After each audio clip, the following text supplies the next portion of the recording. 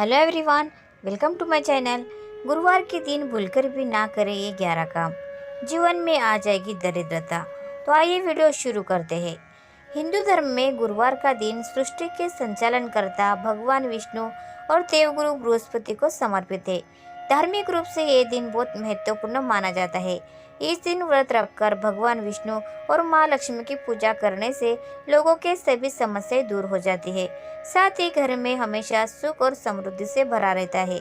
वहीं बृहस्पति की बात करें तो इन्हें देवताओं का भी गुरु कहा जाता है। देवगुरु बृहस्पति ज्ञान, कर्म, संतान और बुद्धि का कारक माने जाते हैं। जिनकी कुंडली में गुरु ग्रह अच्छी स्थिति में होते हैं, शुभ फल देते हैं। ऐसे में देवगुरु का आशीर्वाद पाने के लिए इस दिन केले के वृक्ष की पूजा की जाती है। पूजा पाठ के अलावा गुरुवार के दिन कुछ कार्य ऐसे भी होते हैं जिन्हें करने से मनाही की जाती है।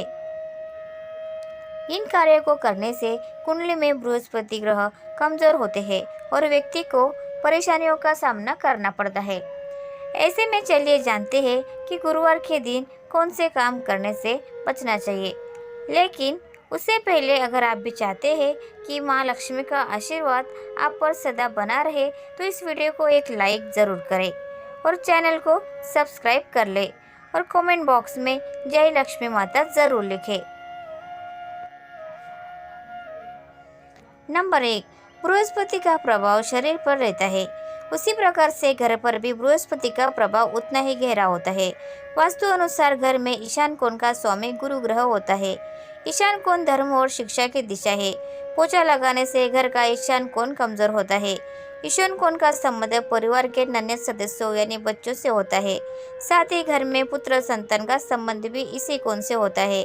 घर के बच्चों, पुत्रों, घर के सदस्यों की शिक्षा, धर्म आदि पर शुभ ग्रह भी कमी आती है। अंततः गुरुवार के दिन उपरोक्त कार्य करने से बचना चाहिए। नंबर 2, गुरुवार के दिन कपड़े धोने से कुंडली में ग्रह की स्थिति पर बुरा असर पड़ता है और माँ लक्ष्मी भी नाराज हो सकती है। इससे आपको शारीरिक और आर्थिक रूप से मुश्किलों का सामना करना पड़ सकता है। इसीलिए इस दिन पोछा लगाने से भी बचें। नंबर 3, गुरुवार के दिन केले के फल का सेवन नहीं करना चाहिए। ऐसा इसलिए क्योंकि इस दिन केले के पेड़ की पूजा की जाती है और केले के पेड़ में भगवान विष्णु का वास होता है। इसीलिए इस दिन केला खाने से बचें। नंबर 4, ज्योतिष मान्यताओं के अनुसार गुरुवार के दिन महिलाओं को बाल नहीं धुलना चाहिए। इस दिन जो महिलाएं बाल धोती है उनकी कुंडली में बृहस्पति ग्रह कमजोर होता है। बृहस्पति ग्रह के कमजोर होने से कोई भी काम सुचारू तरीके से पूर्ण नहीं हो पाता है। इसीलिए इस दिन महिलाएं बाल धोने से बचें। नंबर 5, गुरुवार के दिन धन से जुड़ा किसी तरह का लेन देन नहीं करना चाहिए। ज्योतिष के अनुसार ऐसा करने से कुंडली में गुरु की स्थिति कमजोर होती है। वही मान्यता यह भी है कि गुरुवार के दिन यदि आप किसी को धन देते हैं तो वापस मिलने में परेशानी होती है। इसीलिए इस दिन धन का लेन देन सोच समझकर और ज़रूरत पड़ने पर ही करें। नंबर 6, ज्योतिष शास्त्रों की माने तो गुरुवार के दिन सिलाई भी नहीं करनी चाहिए।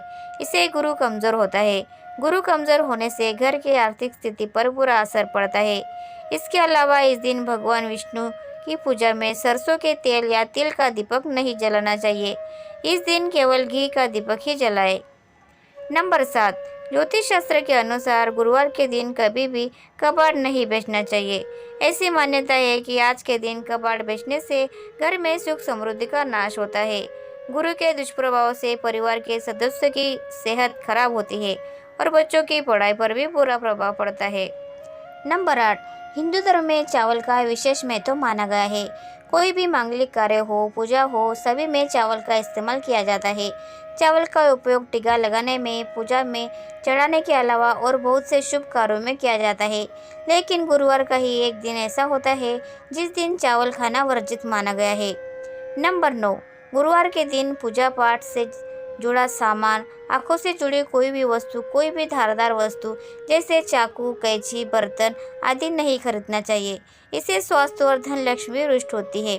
गुरुवार को नए कपड़े पहनने से भी बचना चाहिए। नंबर 10, यदि आप मांस मदिरा खाते हैं तो गुरुवार को बिल्कुल नहीं खाना चाहिए।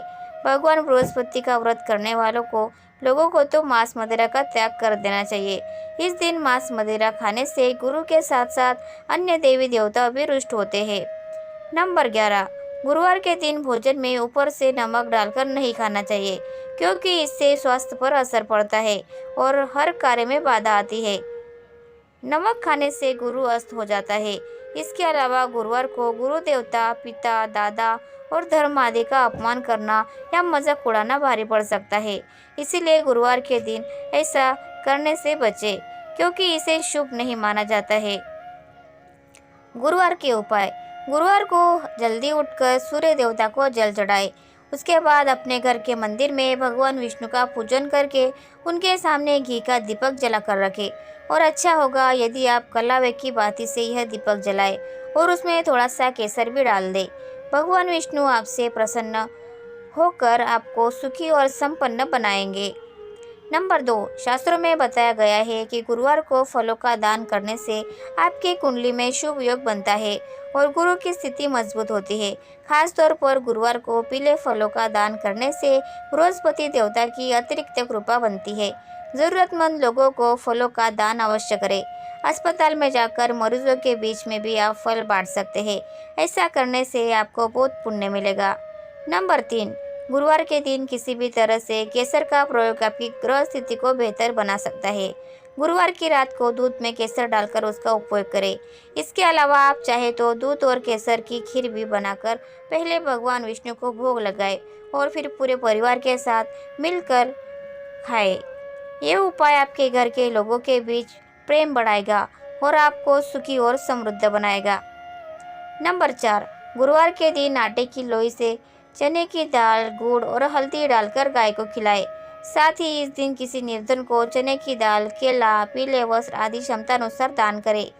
नंबर 5, अगर आप जीवन में आर्थिक तंगी से जूझ रहे हैं और अक्सर आपके जीवन में धन का अभाव रहता है और आप इससे निजात पाना चाहते हैं, तो तुलसी पत्ते के साथ आप गुरुवार को ये उपाय भगवान विष्णु को प्रसन्न कर सकते हैं।